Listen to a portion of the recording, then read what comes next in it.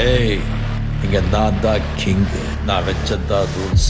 அந்த ரூல்ஸ் எனக்கு இஷ்டத்துக்கு அப்பப்போ மாத்திட்டே இருப்பேன். அது கப்சிப்புன்னு கேட்டு ஃபாலோ பண்ணணும். அதை விட்டுட்டு ஏதாவது அடாவடித்தலை பண்ண நினைச்ச உன்னை கண்ட துண்டமா வெட்டி கழிச்சு போட்டுடுவேன். ஹொக்கும், டைகர் கா ஹொக்கும்.